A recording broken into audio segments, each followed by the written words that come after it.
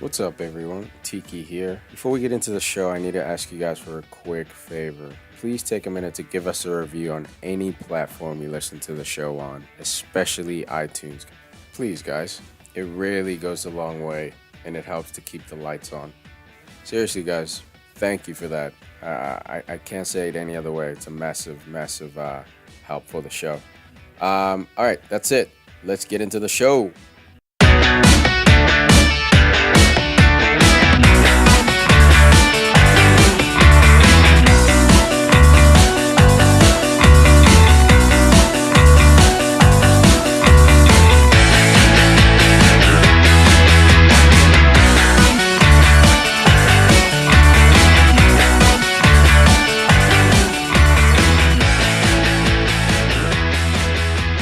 What up, everyone? Welcome to the Podcast FC show. Today, we're bringing you Premier League fantasy talk from Matchday 24, episode 222. We're chipping away here. We got our fantasy expert, Bussington, with us, a.k.a. Huss. What's up, Huss? Hey, what's going on? Not too much, man. Let's get right into it. Let's look at Matchday 23 for a second. Go over the top score, and this dude almost broke 100 points, got himself a fat 93 points. We're talking about Music of the Spheres, aka Pythagorean. I'm starting to think this guy's got some kind of statistical software analytical stuff going because he's been killing it this year. I went through week by week looking at his performances. Obviously, he had some down weeks, but overall, this dude's been running away with it. Huss, you got your work cut out for you, man, because you damn sure ain't getting no help from me, dude. Yeah, I mean, this guy is doing well. I mean, overall, he's 17,000 in the entire game, which is very respectable. And that's, you know what? As much as we joke around with everyone in the league about how I want to be in first place and all, I just, throw digs at everyone. It's good to have this type of competition. It's good that we can get these type of players in this league because hopefully we can be one of the better fantasy leagues overall in the entire game soon enough. Absolutely. I love that, man. Let's get into your top five, Huss. Who is in the top five this week? Well, you just went over the top guy.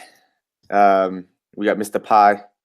He got 93 points on the week, 1384 overall. Then second, we got Winston FC, Nicholas DeLuca, 75 points on the week, 1343. So he's not too far back. What is that? 34. Oh, we're looking at like 41 points back. That's not bad. We got third place, Kidney Pool FC, Luke Devisha, whatever his name is. Can't say that last name. Game week points, 72. Overall, it's 1329. No Fuchs Given FC, TJ Crane. This guy's always bouncing in and out of the top five. He got 67 game week points, 1318 overall.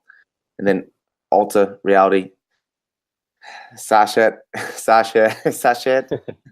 Tuladara, 71 points on the week, 1312 overall. I'm this close, 5 points out from getting in that top five again. All right. Speaking of that, let's roll right into the PFC hosts rankings. Huss just brought it up. He's in sixth place, just outside the top five, 82 on the game week, 23, 1307 overall. You got Al in 39th place with 63 points on the game week, 1177 overall. Tom with 67, sitting in 64th place with 1104 overall, and myself, Dragon, 75, sitting in 75th. I wish I had 75 points. Sitting in 75th, 52 points, 1032 overall. Not my year this year, man. Oh man, and you were doing well there too for a moment. You were in the 40s. You made a big back. Yeah, man, I was absolutely climbing the table, making a push. I'm hoping for a late season push. Obviously, to get into top 20 at this point is not a realistic goal. So I'm hoping just top 50, dude. Put me on that first page. You know what I mean? You don't have to scroll and hit next to go to that second page to find me. Just put me on the first page. I'll call that an okay season for me.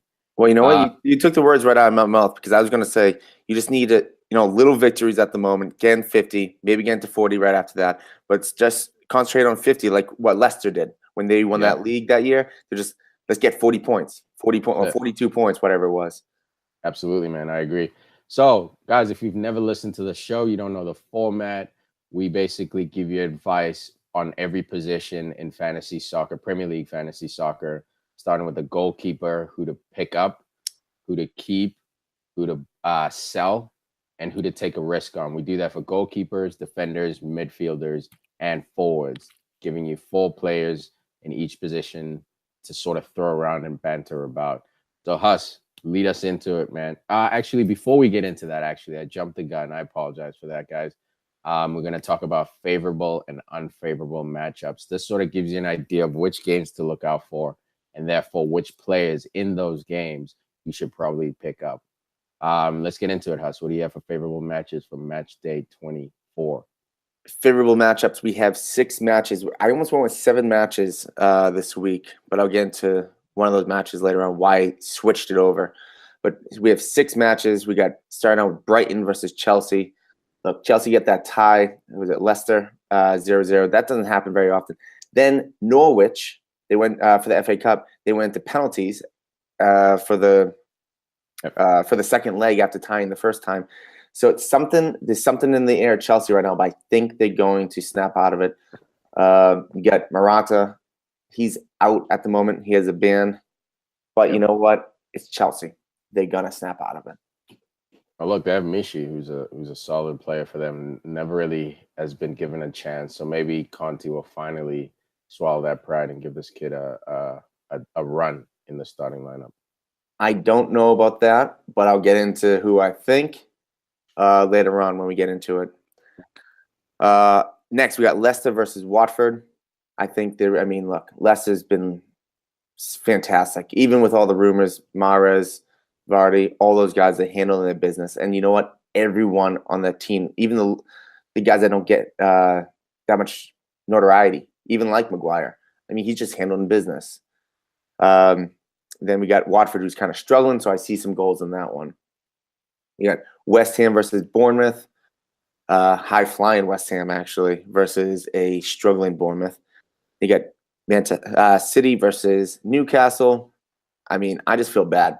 Feel bad for Newcastle because Man City is going to absolutely rip them apart because you know that they're itching to get back on the field after that loss to Liverpool. Definitely. Southampton versus Spurs. Spurs are just feeling it right now. Southampton, whether they can recoup after losing Virgil, we don't know yet. So I think Spurs are going to handle some business. And then we got Swansea versus Liverpool. Now, everyone's like, oh, they can beat top teams. They struggle against smaller teams. But it wasn't too many weeks ago that Liverpool beat Swansea 5-0. So hopefully you keep that form up. Non-favorable matchups. We got Burnley versus United. This just screams tough for United right there. Even though they might have Alexis Sanchez coming into the team before this weekend, Burnley's really tough, especially being at home. United, they're kind of in a weird spot right now, even though that they're starting to get back on the winning track. Burnley, if they can handle business, I could see this going 0-0, 1-1. Cool. Dig it. Everton versus West Brom. Both teams are just struggling right now. Stoke versus Huddersfield. Stoke. Everyone knows. And then the last one that I told you that I switched from a favorable to a non-favorable. It was Arsenal versus Crystal Palace. I thought there were going to be a lot of goals because Arsenal, they might be losing Sanchez. They lost Walcott. They might be losing Wilshere. Ozil, is he fully fit? Lacazette finally is getting some minutes, but is he kind of losing a little train of thought? Is he losing desire to be there because everyone's leaving? We don't know. Then Crystal Palace, Zaha, those type of guys, they play well against top teams. So I don't know about this one. This very well could be 0-0, 1-1. This could be even a 2-0 Crystal Palace right now, I believe. Yeah. Up in the air, man. Up in the air, that one. So, positions. Starting off with goalkeepers. Buying Pickford from Everton.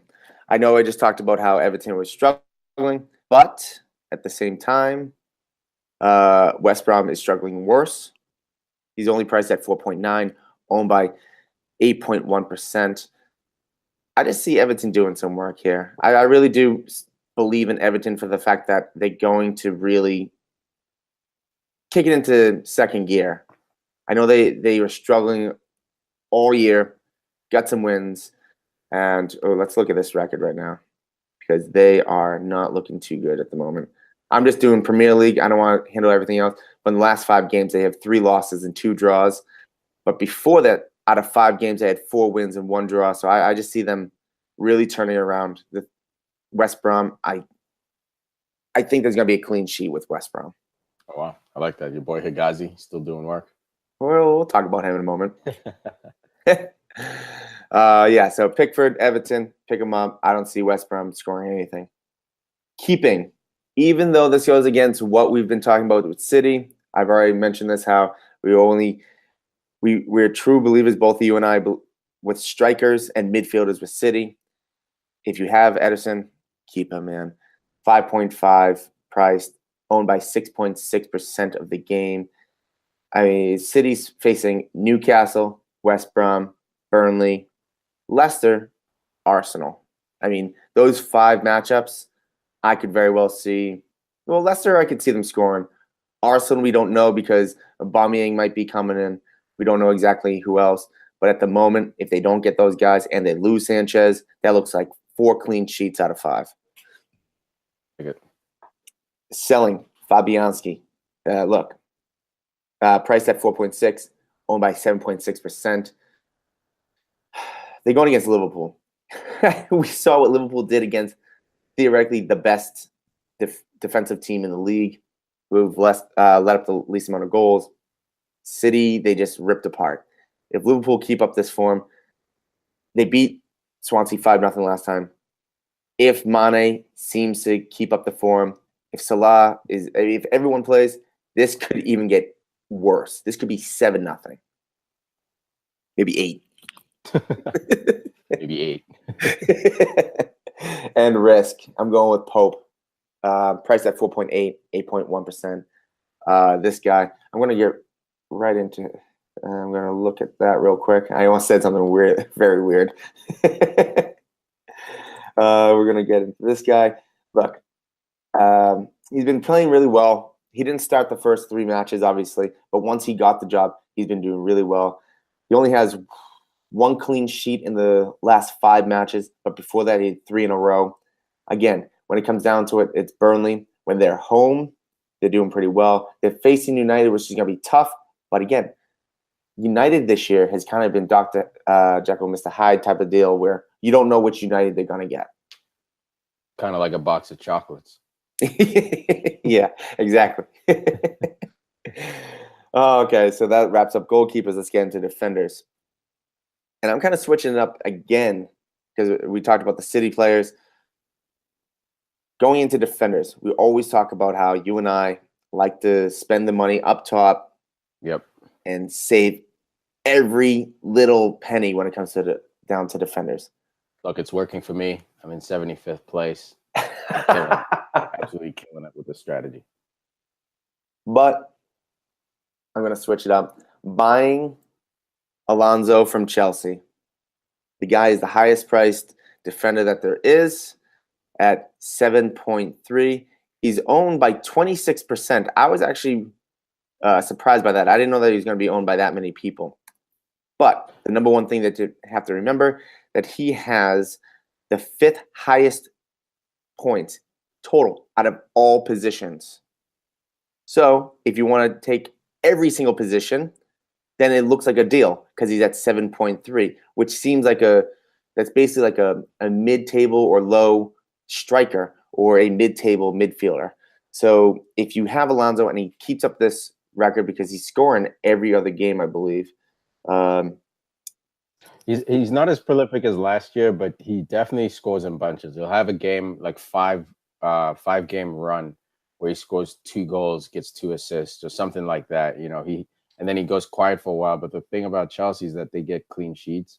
You know, not as much as they have historically, but even if he doesn't score, he's still productive, man. Like Alonso, I know I'm a Danny Rose guy, always crapping Alonso, but as as a professional footballer, man, this guy is absolutely an excellent player. He's just not my style of player, but I can't deny that this guy puts up numbers. Well, I mean, if you want to look at the last, uh, what, seven matches, 3 goals, 1 assist, and 5 clean sheets. Boom. I mean, it's right there. The fantasy math is right there. He hasn't scored less than 6 since week 16. And it's week 23. Well, we're on week 24. This guy's went 6, 14, 6, 14, 6, 7, 8. I mean, right there, if you had Alonso, insane, dude. That's insane. He's worth every penny if you had him that time. Keeping Maguire, Leicester. This guy, priced at 5.4, owned by 11.6%. Leicester has 2 clean sheets the last 2 matches. They're going against Watford. Watford, I want to get into Watford's record real quick. Where are they? There they are. I'm going to even go straight to just Premier League. I don't want to do FA Cup and all that. They have 1 win in the last 1, 2, 3, 4, 8, 10 matches. They have gone 1, 2, and 7. They have 7 losses in the last 10 matches. Yeah, man. Marco Silva coming under pressure. That's not the way Watford wants to go, especially a team so new to the Premier League. In this era, they've obviously been in the Premier League up and down before. I even remember them in the '90s doing work a little bit here and there. But yeah, man, that kind of record, it's gonna put you in that firing line. And I don't know if Marco Silva can afford to get fired from another Premier League club. If he gets fired, man, I think that might be it for him for at least the short-term future, as far as his rise to being one of the best managers in the world. As a manager, I trust him. I do. I would stick with the guy. And when it comes down to it, look at one of the best players that they've had all season, Richarlison. We had some of our guys said that that's the player to watch. But you have to remember that he also came from Brazil. Nice weather. I'm not sure how many games they have, but it wasn't like the winter crazy schedule that England has. And he started up the year physical either. Exactly. He had such a great year. But since week 14, he has 3 assists and 0 goals. So maybe the weather, maybe the schedule, maybe the physicality. We don't know. Something has affected this player. Yeah, I mean, it's also just first-year EPL blues, man. It's his freshman year in the EPL. It's going to take him a bit of time.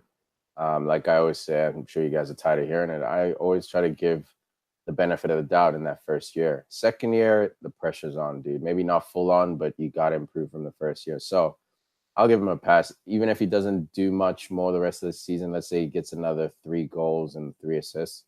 I think that's a solid start, man. He's playing for Watford, coming to, like you said, England, a country he's not used to. The weather is almost the opposite of Brazil. The food, the culture, like all that is so different. So it's gonna take time. And he's living in Watford.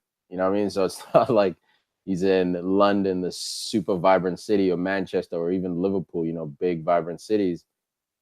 It's gonna take him a bit of time. I think this guy's gonna be a hell of a player. I don't know, if he'll hit that top 6 mark. But I think so far it's been a good year for him at Watford, even though the numbers don't translate. Well, I mean, the numbers translate for the first 13 weeks of the year. He had 5 goals, 5 assists. I mean, that's outrageously good for a first-year player that a lot of people didn't know about, actually. But the thing that I'm really looking at right now, Watford, 5 clean sheets in those first 13 matches. Since then, 1 clean sheet. So actually, if you even want to add Mahrez and Vardy to that list because I do not have them on my list, you can add those guys because Watford is struggling defensively as well. Cool. All right, moving on to selling. Hagazi, this guy. Oh, wow. No, Huss turning on his boy. Yeah, I think I sold him, mid-October or maybe mid-November.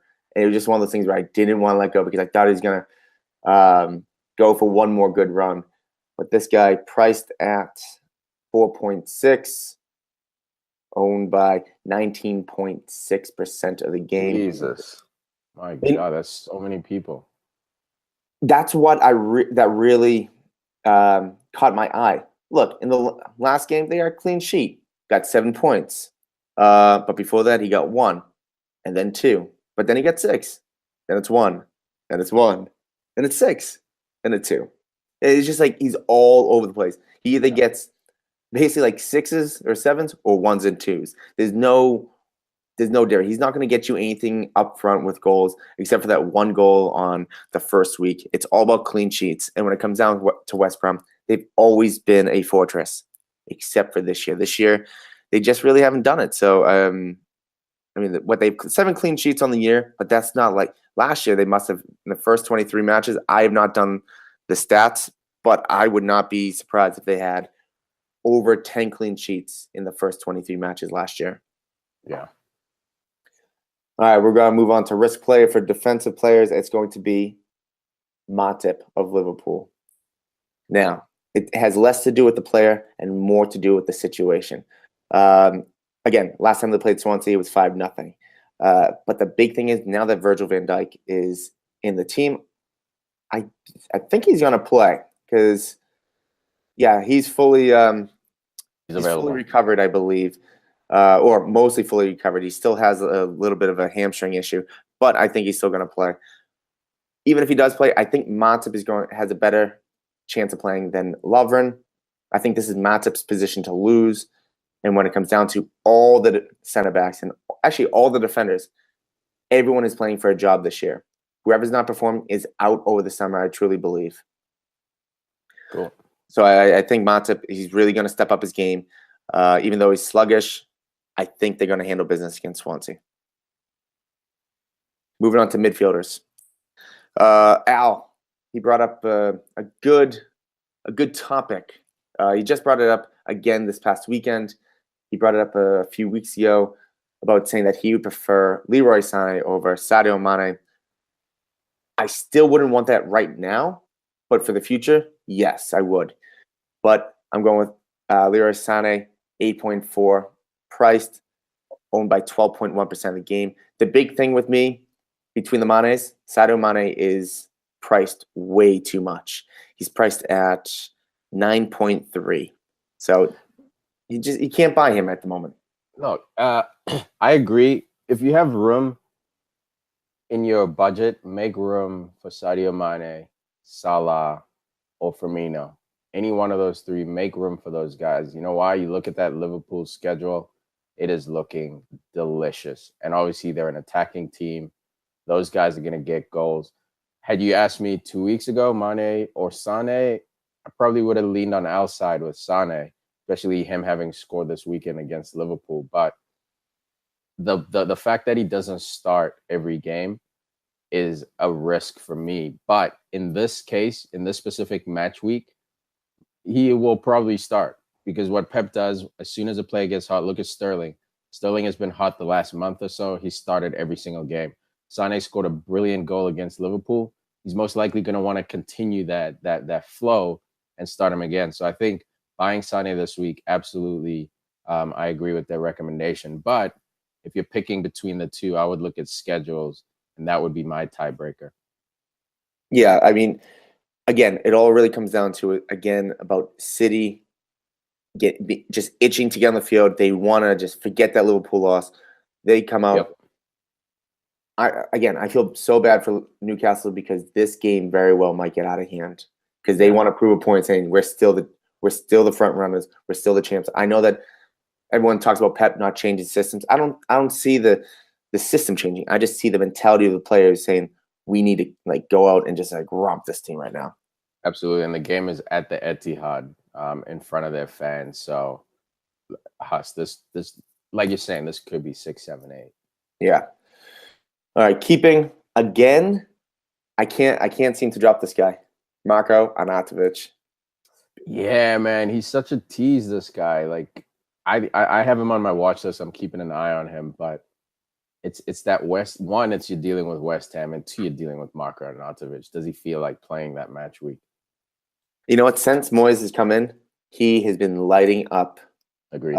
For West Ham. So I don't know. It could be the manager. We have no idea, or it could just be Marco, because there's been multiple players and multiple former colleagues of Marco coming out and saying he's just either like a baby or crazy or immature or unprofessional. Dude, And he's this guy, literally like Zlatan Ibrahimovic without the trophies. Like that personality. Like if Zlatan wasn't good at soccer, then he'd be, one of the worst teammates to have. But the problem is he's one of the best that ever played. So even with his arrogance and his, the way he is, it's hard to not want that guy around your locker room. well, I think the difference though, I think with Zlatan, the arrogance doesn't so much stop at the locker room, but I think I don't really hear too many people coming out as much saying Zlatan, he's a bad teammate, where people have actually come out saying Arnautovic was a bad teammate. So I think Zlatan, media-wise, he is an egomaniac. I think when it comes down to teammates, look how he responds to Pogba and all those young players at United. He's almost like a big brother, fooling around, joking around with them. True, they all have confidence, but I see that if Arnautovic was there, he'd be like, yeah, whatever, I'm better than you. Don't talk to me. Yeah, not I know what you exactly mean. like that, but you know what I mean. Yeah, I know what you mean. But if this guy's scoring 30 goals a year, I feel like his teammates would find a way to like him more, or at least put up with it more. But I hear your point, man. Maybe Zlatan one-on-one with his teammates is a different person than he is in front of the camera. Yeah. Hey, you know what? Look, Arnautovic has 51 points in the last 5 matches. He has 61 in the last 7. So even when he started doing bad, he still got 3 because they had a clean sheet against Arsenal, and then he had 7. He had 7 against Chelsea. Before that, I mean, that was in the realm of when West Ham was the worst team that we've seen in England. But for now, and you know what, Tottenham, he didn't play against them. They tied 1-1. If he plays against Tottenham, very well that West Ham beats Tottenham, and that's how well West Ham's playing when this guy's on the field at the moment. How dare you disrespect Spurs, bro? Best defense in the league. Well, not this year, but historically. How dare you, Huss? West Ham tied him 1-1 without their most informed player. Hey, man, fair shout. Fair shout. All right, we're moving on to selling players. This one saddens me because we just talked about Marco Arnautovic, the other half of the former Bash brothers. I gotta sell Shaqiri. He's priced at 6, owned by 5.4% of the game. Again, this has less to do with the player, more with the team situation. I think he's losing faith. I'm not trying to be over, psychoanalyst right here, but you could see the frustration building and building last week against United. He was getting into a couple shoves matches. He was getting into with Shaw. Then he got into it with Lingard. I think at the moment, Shaqiri is just. I feel like he seems as if he's a bit alone. And then also when it comes down to Shaqiri, he's one of those players that when he plays well, he plays extremely well. When he doesn't play well, he's not shit, but he doesn't play. He's rubbish because you see him trying to. Last week when we saw him playing against United, he's crossing the ball to nobody. He was just passing into spaces where nobody was. He's passing to United. He just was off. Yeah, man, it's tough for Shaqiri. I feel bad. Came from Bayern, went to the Stoke project, and it's given him work, man. He's absolutely given him some of his best years. But it sucks when talent leaves the door, leaves the club, man, on a regular basis. And the players at the club are also tired of that same old message. So I wouldn't be surprised if all of a sudden Shaqiri this summer makes a slippery move to some Italian team. Obviously, the money that Stoke is willing to pay and the Premier League is willing to pay might entice him to basically kill off his career here in England. But I feel bad for him, man. He's a not a world-class talent, but he is a major talent. And I think you put him on a team like Everton or even West Ham, this guy, you get so much more production out of him. I would actually find it funny if he went to West Ham. Regroup with Arnautovic. Reunite the Bash Bros. Let's do it. Come on, Moise. He reminds me of almost like a Mario Balotelli, where just you expect so much from him, and then he always comes up just a little bit too short. No, that's no pun because he's I mean, struggling in the height, I guess. That was a mean joke, Huss. No, I really wasn't trying to do that. As I said, I was like, Over here making short I, jokes. I could see him actually maybe going to a French team like Nice. Yeah, maybe. I don't know. Look, I don't know. I haven't seen him linked with anyone. I don't think he's played well enough to demand, rumors in the papers. Obviously, there's always a link. If you Google, I'm sure you can always find someone. But I'm talking about like semi-credible links, And you know what? With the new manager, maybe Stoke turns it around and he stays. We have no idea because with who was it, Paul Lambert taking over? Because stories since Mark Hughes is gone, there's been stories about how there's been a lot of people that played for him that did not like him. Who, Hughes or Lambert? Hughes. Yeah, man. Hughes is he's his own man. Demands what he demands. He came basically from the Fergie school of training. Not literally, but Fergie was his manager, so he saw Fergie did it. So I'm sure he took some notes from him. Yeah, man. Hughes is demanding. He's a demanding guy, but it's sad because he almost got Stoke over that hump a few years ago when Stoke was playing real well. We're making a push for Europa. We're an exciting team. It was impossible to play at the Britannia. Basically, you were going to get kicked that whole day playing over there with Shawcross and the gang. Now it's been more of a footballing side. They lost a bit of that grit, that muscle, and I think that's part of the reason why Hughes' project kind of fell apart. They shifted away from what put them in that position in the first place. But I still rate Mark Hughes as an incredible manager, and I think we'll see him in the Prem very soon. I could see that though. Risky players. Oh, also Shaqiri hasn't scored since match week 15 in 9 weeks. Damn. So he's either overdue or he's a bum. Exactly. Well, that's also where that's almost perfect. Was it last year or 2 years ago when Stoke went off? That's almost perfect for when Anatovic went off this year. If you put them back on the same team, where Shaqiri was doing okay, he dropped off. Marko Arnautovic takes over. They're out of relegation zone. So they're almost. That's what the Bash brothers. They need to get back together. They work off of each other. That's what I'm talking about. Come on, let's make this happen. All right. I lost my train of thought. Oh, risky players. For midfielders, I'm going with Eden Hazard. Price at 10.6, owned by 7.1% of the game. Morata is suspended, and when we talked about when you talked about Batshuayi, I'm thinking Hazard is going to work up front for Chelsea. Maybe Chelsea can finally get Willian to start. Pedro, is he? He's suspended.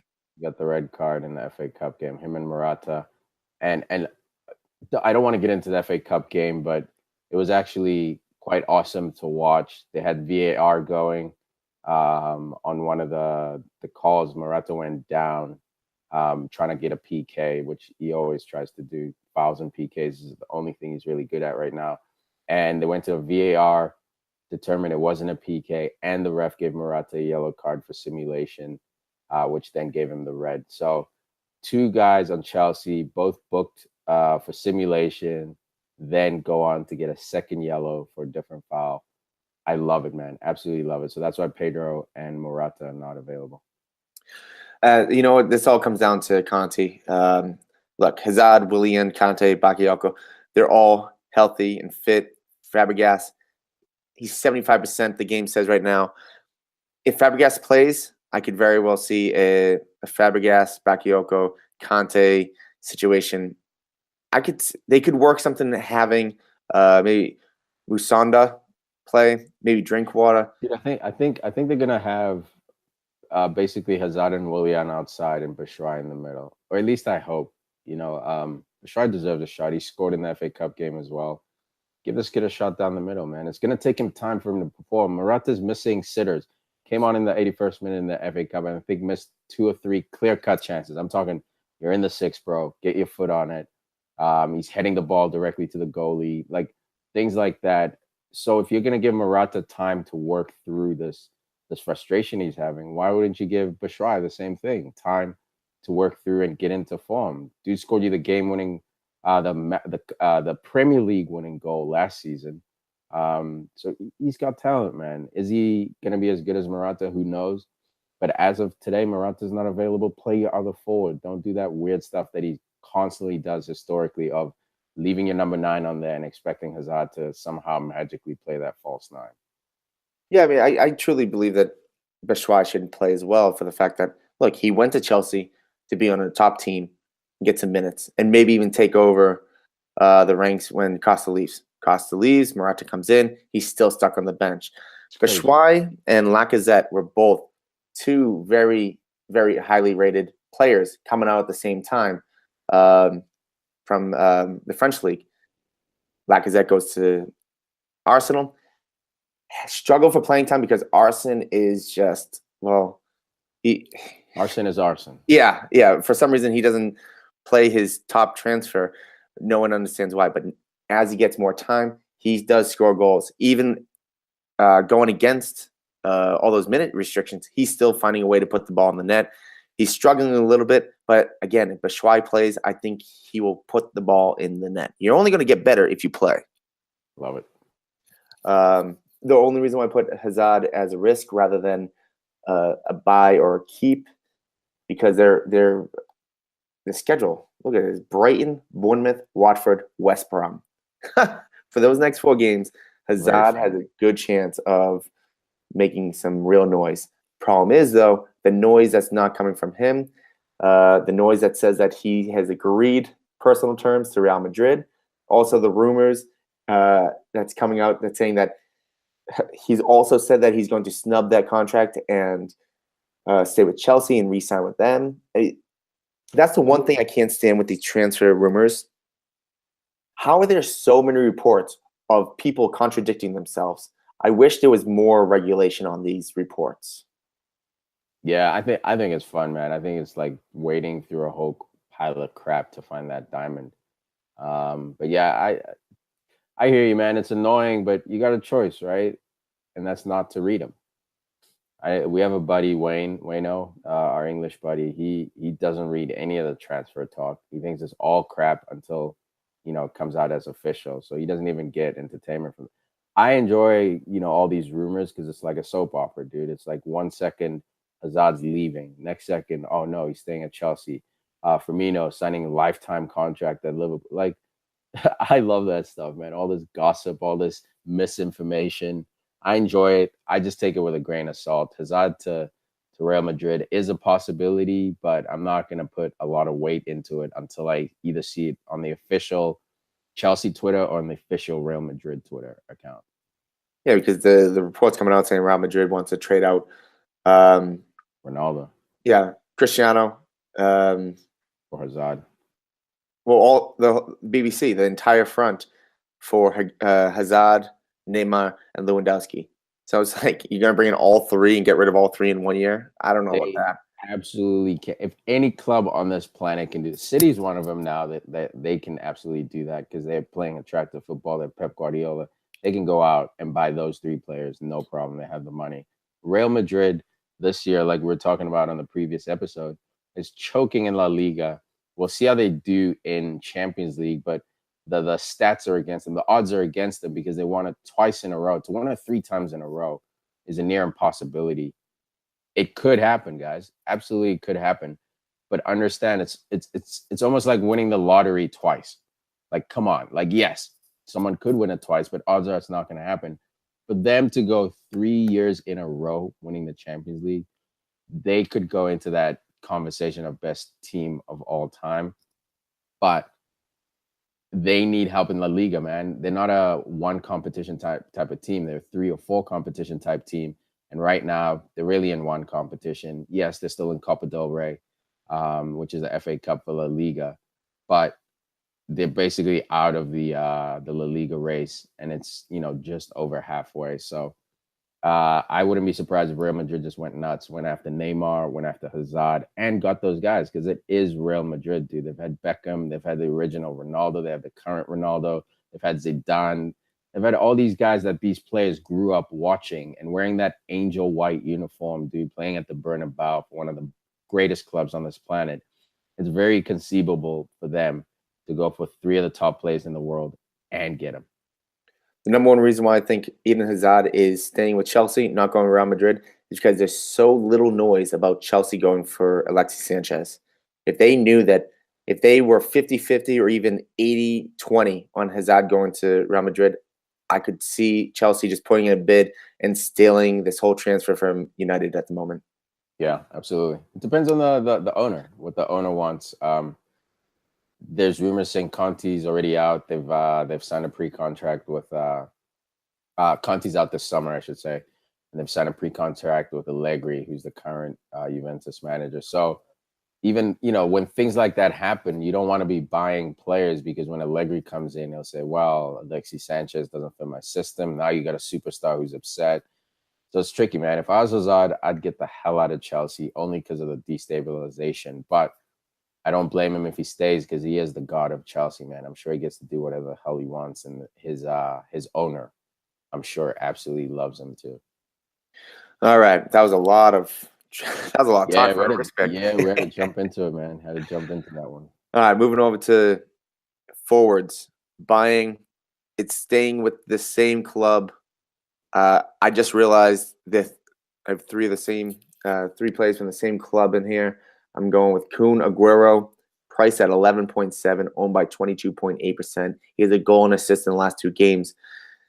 Again, this is the type of player that if he gets hot, if this is the groundwork for a nice big run, this guy can go 6, 7, 8 weeks scoring every single week. We got Man City going against Newcastle, West Brom, Burnley, Leicester. Then you have Arsenal and Chelsea. Now, if Arsenal, they don't get the rumored transfers that they want, even if they get Aubameyang, that doesn't stop Aguero from scoring against a lackluster Arsenal defense. Take it. Keeping. Now let's flip with Arsenal. Keeping Lacazette. Priced at 10.3, owned by 8.5% of the game. Look, like Shaqiri hasn't scored since week 15. Look, during this tough time for Arsenal, this is the guy. This is the guy that has to keep them afloat. If Lacazette keeps going through and does not score, we're looking at Arsenal falling down to 6th, maybe 7th, maybe 8th place. This team needs a spark. If they're selling all these players, if they're going to start to have an exodus, if Ozil is going to get back into that horrible frame of mindset, this is the guy that has to rise up and take Arsenal with them. They're already a fragile bunch as far as injuries. They're not the deepest squad in the world, and so far in this window, they've lost 2 players, 2 experienced players. Were these players, the greatest players for Arsenal? Were they the greatest players in the world? Were they on the track to be world class? I'd say no to all those answers, but were they experienced squad players? Yes. And in a season like this where Arsenal is really battling for that 4th position, I don't know if they'll have enough to get into 3rd or 2nd. Who knows? But as of today, as it stands, I think Arsenal is going to be in a bit of a tight race, and losing guys like Theo Walcott, who've been on the big stage before, losing Coquelin, who is a bit more of a squad player but still a body, who's been in that program for a little while.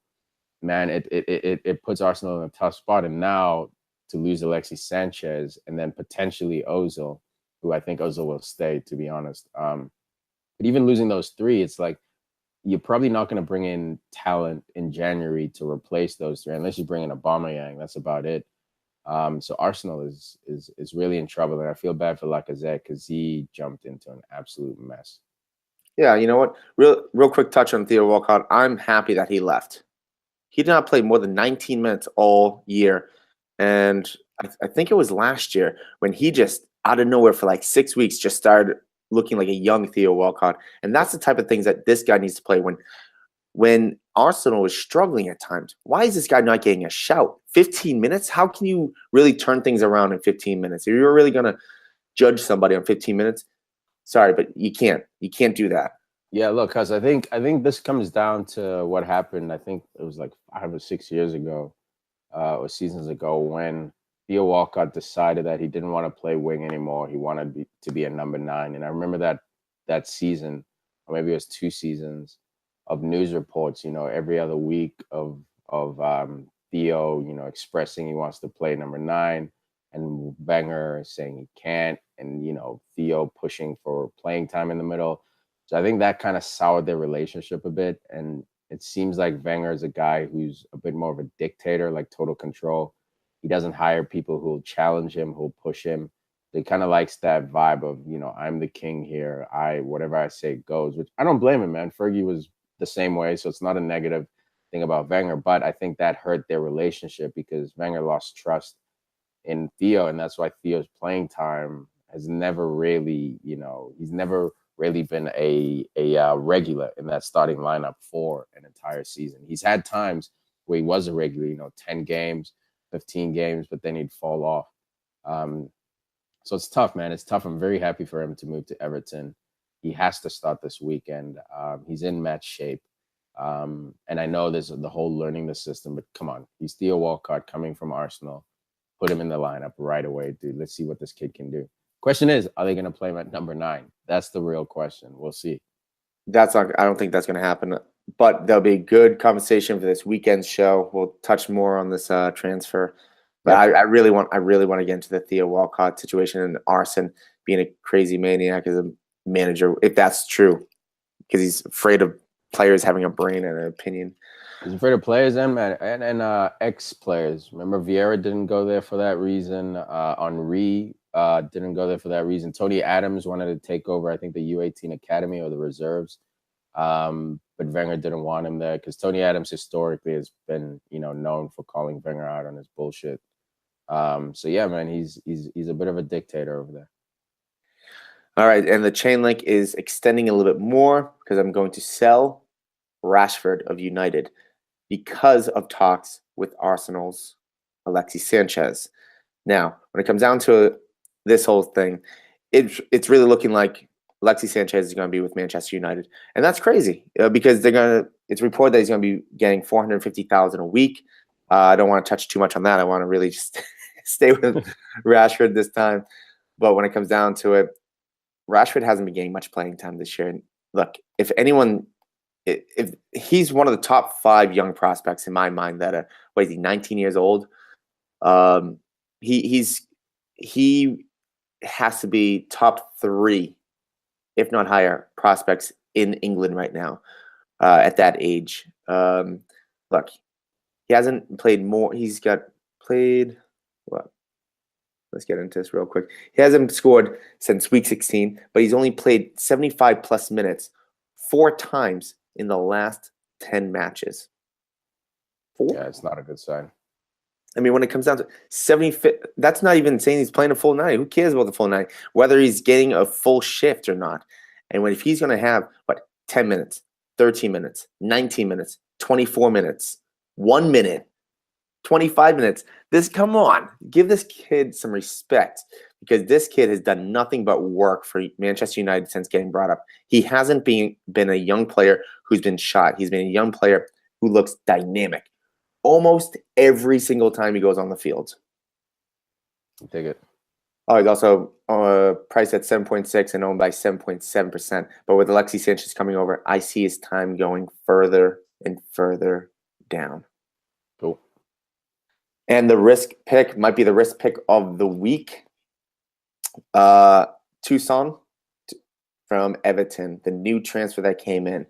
He's priced at 7.5 and he's owned by 0.6% of the game. Look, every winter you're looking for that new player who's coming in January. This could be the guy because you're always looking for that new player that comes in at a low price that you might be able to just grab a hold of right before he goes on a good run. He's at 7.5. So if this is the guy that Everton says, this is our striker, we're sticking with him, he could very well start scoring goals, not week in, week out, but maybe every other or every third week, which would be good for Everton and good for a 7.5 striker. He had 14 goals and 3 assists in all competitions as last team. And then don't forget that he traded Champions League football basically for Everton. Yeah. He had 4 goals and 2 assists, which he did work in. But wow. like Everton. I mean, he's come here, look, for the money, but also he's coming here to do work. Dig it. Oh, and I just realized we forgot to do last week's numbers. Yeah, let's wrap it up with that. Okay, buys last week we had 15 points. Keeps we had 23, sells we had 10, and risks we had 17. So we're averaging anywhere between 3 and 4 points per pick, which is not too bad. Not great, but not bad. Not bad. I like it, Huss. Who do you have for your captain? All right, yeah, that wraps it up for that segment of the show. We're gonna get into captains this week. Man, I have two guys I'm split between. I'm gonna go with young Sergio Aguero. I was thinking about Sterling, who had a bit of a quiet game against Liverpool last week. Actually came off, I think, around the 70th minute and was booed by Anfield, which I love. But I think I'm gonna go Aguero. This guy, like you said earlier, he's prolific. Man City has a nice, easy schedule. They're coming off a loss against Liverpool that they want to avenge in a game they could have easily tied /1. And Newcastle, struggling team. They have Rafa Benitez, who's a tactical genius, but the ability, the individual ability of Man City's players, I think, will outweigh the tactical brilliance of Rafa Benitez's Newcastle. So I'm going with Kun Aguero. Yeah, it's so tough because I really do like Alonso from Chelsea because he's in the last 6 weeks he scored every other week and he didn't score last week, so he might be inclined to score this week. And I do see a clean sheet against Brighton, but you can't say no to Aguero because if this is one of those weeks that he goes off for 3 goals, you lose out. You're losing out on like 20. You go behind by almost 20 points already from everybody that picks him up. And I could see this Newcastle game almost being like that United game where Newcastle gets that quick goal right at the beginning, and then United comes back and scores 4 goals. So yeah. I think I don't know if Newcastle's going to score, but I'd be surprised if City doesn't score at least 5 goals this game. Yeah, me too, man. So you got Aguero as well. I'm trying. Or also Sane. Yeah, he's your captain, boss. I'm going. There's too many. Yeah, I'm going with Aguero. Cool. I think there's the first week or one of the few weeks we go matching for that. Cool, guys. Aguero is our unanimous pick for Matchday 24. Thank you for listening to our Premier League Fantasy Soccer Talk. We appreciate the support, guys. As always, send us questions if you have any. Hit us up on all social media: Twitter, Facebook, Instagram, everywhere. Or send us an email if you want as well. Check out our website. Check out our shop. Lots of merchandise. Lots of good stuff. Anything else before we go, Bus? Can't wait for this weekend. Guys, make sure you listen to our episode this weekend or at least Monday morning because there might be a lot of transfer news coming out before this weekend. Hell yeah, man. Hell yeah. It's going to be super exciting. Can't wait. Here we go, Tom. Can't wait, Tom. Tom's going to catch more boots this week. Oh, if they lose Sanchez. I think he'll call in sick for the show. I think Arsene will. He should. I mean, Arsene should. Arsene should resign if he loses Sanchez this week. But wishful thinking never got us anywhere. All right, guys. Thanks for listening. We will catch you this weekend for Matchday 20, Premier League Matchday 24 review. Deuces.